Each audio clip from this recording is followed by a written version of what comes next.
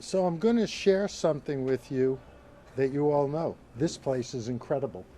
And we are thrilled to have announced that the 2027 Navy Federal Stadium Series game is going to be held here with the Dallas Stars participating.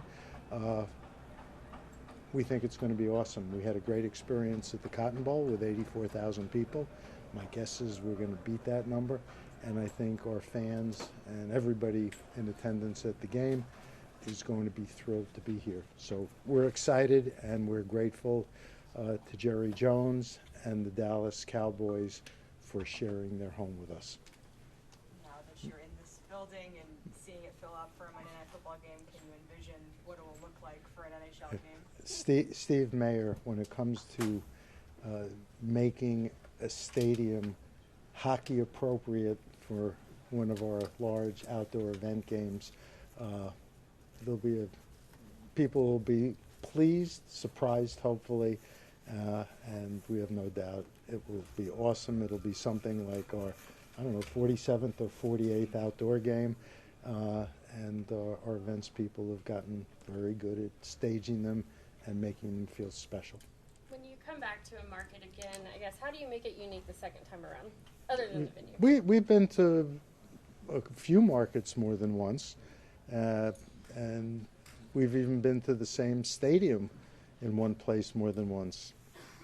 They'll figure it out. We got a few months to work on it, but I think everybody will be very pleased. And as I said, being in this building is going to be exciting on its own. I mean, that scoreboard, you can't even describe it. So it's going to be very special. And people will, when they first see the rink, go, this is where they play football? This is where they should be playing hockey all the time. You had such success at the Cotton Bowl. You mentioned that, so why switch? I mean, besides the obvious. The obvious. Yeah. That you answered your own question. It's actually it's great for us to have the opportunity to be welcomed here and to play here. So, when you have a chance to play in another iconic venue, even if it's in the same market, you take that opportunity because you know it'll be special. I'll flip that. Why not the first time here? Have there been advances that have allowed? No, my guess is logistically, timing-wise, it didn't work out, but this time it all came together, and so we're thrilled. Jerry Jones always likes to set attendance records. So Yeah. What are your goals here, attendance-wise? To fill the place with as many people as it can hold. You think you can get 90 here? We had 85 at the Cotton Bowl, so I think we should break that. What kind of atmosphere are you looking for coming out of here? Will you have doors open, roof open, make it feel like you're outside? Yeah, no, that'll all be part of the experience and the ambiance.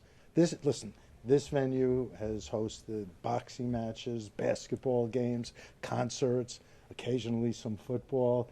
This is a stadium that can adapt to whatever the case is. This will be the first hockey game here, and together with Jerry and the Dallas Cowboys, I am more than certain that it'll be a great event.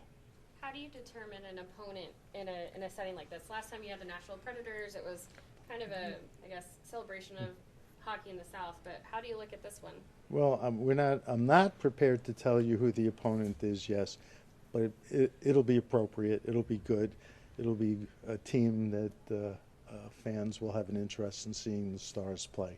So, but we'll announce that at a later date.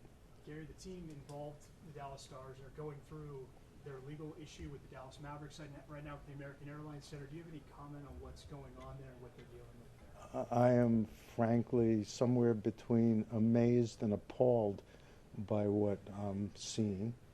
I understand the injunction that was initially issued was vacated today. No surprise, because I think the initial lawsuit was frivolous.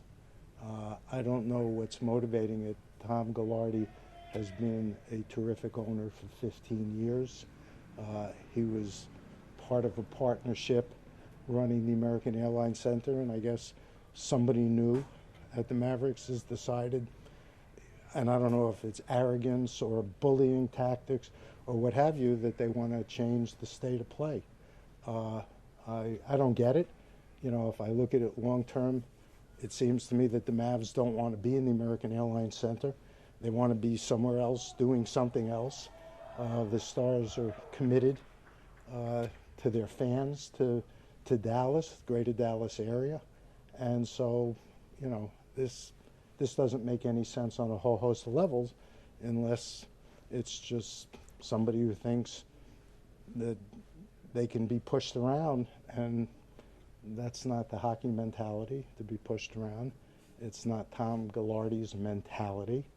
The Stars, from an attendance standpoint, do at least as well as the Mavericks. I think their television ratings are significantly higher. So I don't get any of this, and hopefully it gets resolved quickly. The Stars say that the Mavericks are withholding tens of millions of dollars in an escrow account. What does that mean for the NHL in terms of HRR? Man, it gets counted in HRR, so, you know, it's monies that have been earned, but I guess that's one of the tactics the Mavericks are using to try and exert pressure on the Stars to do something that wouldn't be in the Stars' best interest. So, listen, ultimately, this will either get resolved by negotiation or the courts will resolve it. And, you know, being a bit of a lapsed lawyer, I like what I see from the Stars' side. But it's not impacting. The Stars have reported that to you. Yeah, no, it's not impacting. That's not an issue. And frankly, that's the least of it under all this.